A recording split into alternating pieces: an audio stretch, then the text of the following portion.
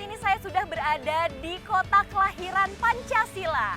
Tepat di belakang saya ini adalah Monumen Pancasila yang merupakan salah satu ikon ND. Nah, di trip kali ini kita akan mengenal ND lebih dalam sekaligus sosok bupatinya, yakni Bapak Jafar Ahmad. Ikuti keseruan kita di ND bersama saya Viva Herunisa. Salam Pancasila dari ND untuk Indonesia.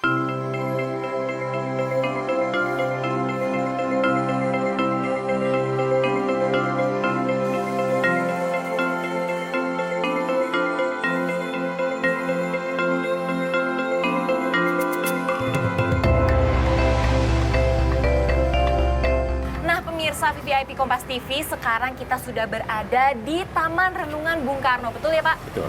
Nah, ini tuh tempat apa nih Pak? Ini tempat Bung Karno merenungkan Pancasila.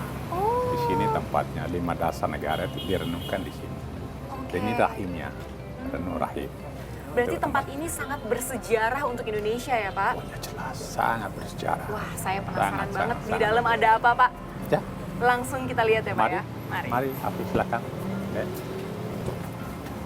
Nah ini Mbak Afi, pintu masuk ini kita ada para pahlawan lokal kita. Ini setiap kabupaten kami ada 21 kabupaten dan 1 kota. Semua para pahlawan lokal di melawan penjajah Belanda di sini tempatnya. Ini dari Ende, ada yang dari Sika, Kabupaten Saburai Jua. Wah, nah ini orangnya gini. Nah nanti ada lagi tempat tulis kami siapa. Seluruh pahlawan lokal kita yang melawan Belanda. Di kala itu di sini tempatnya. Mungkin kurang terekspos karena kami waktu itu kurang media. Kalau Patimura, Kartini terekspos. Semua karena udah banyak tahu media. ya. Betul. Kalau Ende waktu itu kurang ada media. Oh. Sehingga para pahlawan lokal kami kurang dikenal oleh negara-negara kita, bangsa negara kita. Kita hadir ke sini untuk mengantar pintu masuk kepada perjalanan Bung Karno dari pembuang Bung Karno dari Bandung, Surabaya dengan kapal masuk Ende. Nah kita mulai masuk di Selasar Bung Karno untuk kita menjelaskan kepada dunia bahwa Bung Karno berada di sini dengan suka dukanya. Nah kita masuk di sini. Dia kan dari laut Mbak Afi, naik kapal. Saya 7 malam, Surabaya, sama Ibu Inggit, sama mertuanya, ada 4 orang, 5 orang mereka, sama anaknya Ratna Juamina. Ini pertama tiba di dermaga ini. Ini dikawal oleh Belanda, kan? Kawal. Jadi ini ceritanya ya Pak ya? Oke. Kesan ceritanya. Jalan, ini keluarganya yang dikawal oleh Belanda ini. Ini keluarganya dikawal oleh tentara Belanda ya Pak? Ini rumah pertamanya. Dari kapal turun, rumahnya masih ada. Jadi kita masih lihat. ada sampai sekarang? Ada sampai sekarang. Kita pakai ya dinas pariwisata. Oke. Masih ada. Nah tempat tidur begini. Inilah sukan ini. Ibu Inggit memenai tempat tidurnya cuma begini. Coba. Ini Ibu Inggit ceritanya? Ya. Oke. Ini luar biasa. Dari Bandung, meskipun tempat tidur. Ini rumahnya yang sekarang ini nanti situs Bung Karno. Pindah ke sini. Nah ini pertemuan dengan para nasionalis, bercerita di sini, bercerita tentang Indonesia, baca buku segala macam, bawa bahasa ke gerejanya, sholat di Masjid Arabita ada juga, ya setiap sore sholat terus, ya. Nah ini dan lain diberikan juga ini, Karno, Laya, ini tempat mandinya beliau ada. Oh ini tempat mandinya ya. Bung Karno? Ya, sering mandi kali. Ini batu masih ada semuanya. Wow. Nah ini batu main tonel lama dia. Dokter Setan, Kutubi, Lero. Ini semua dia bikin. Wow. Nah tak sakit. Ibu ini sakit. Ini yang sakit? Ini sakit. Ibu mertuanya. Ibu mertuanya. Nah kumpul di sini. Namanya Ibu Amsi. Amsi itu akan merdeka seluruh Indonesia. Oke. Kami tekan sini. Nah inilah. Merdeka seluruh Indonesia. Begitu dia memikirkan tentang negara bangsa akan merdeka, beliau nanti di sana kita lihat ada pohon sukun. Oh oke. Apa yang menjadi dasar negara. Jadi yang tadi itu pohon sukun, kita akan lihat pohon sukun yang benerannya. Ini pohon sukunnya. Oh ini. Sangat bersejarah untuk bangsa dan negara Indonesia ini. Wow. Nah, ada tulisan itu.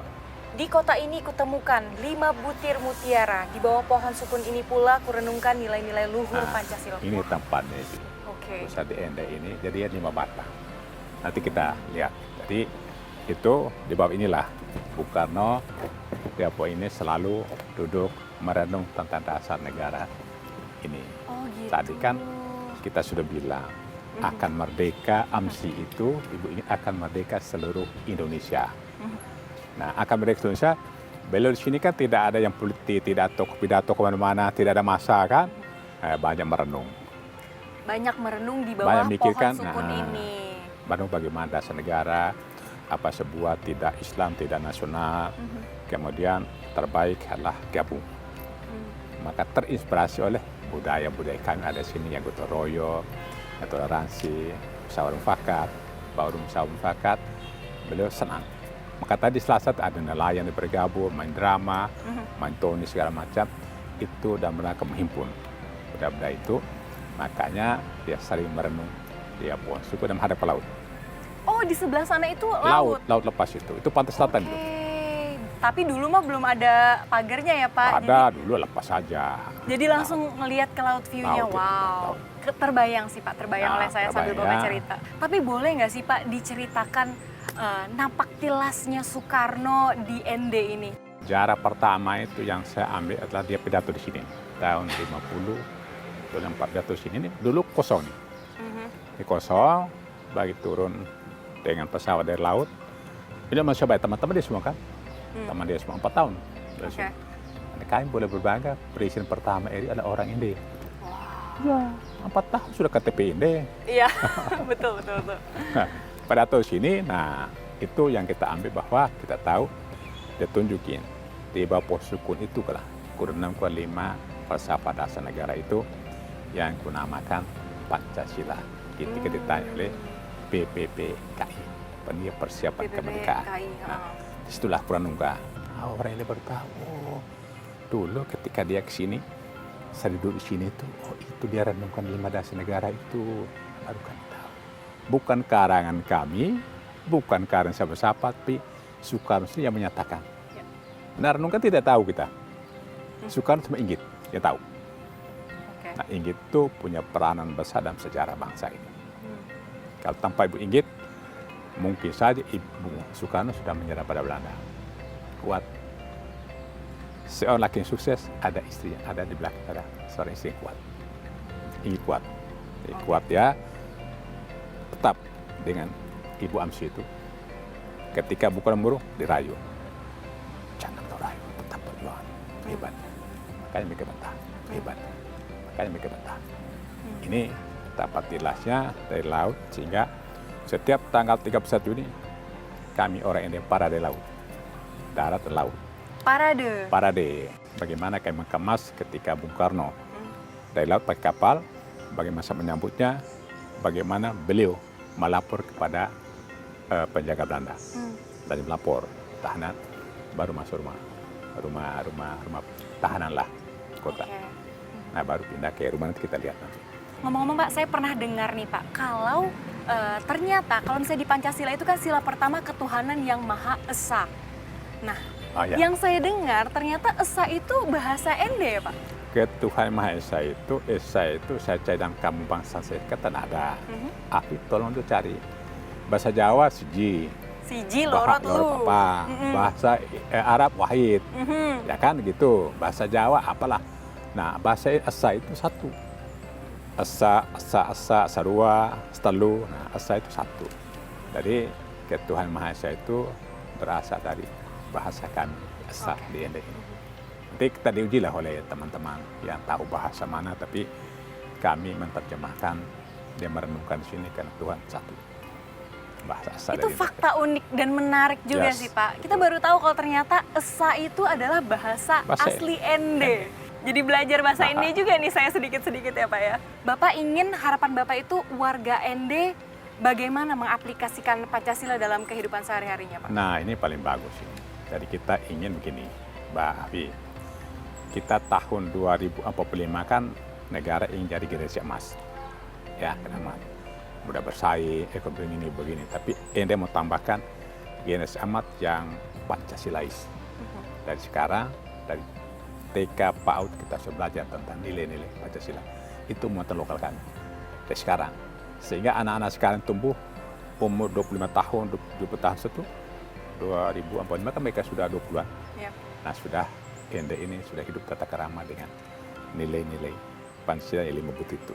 Berketuhanan, berbagi kemanusiaan, usaha mufakat, ya keadilan sosial.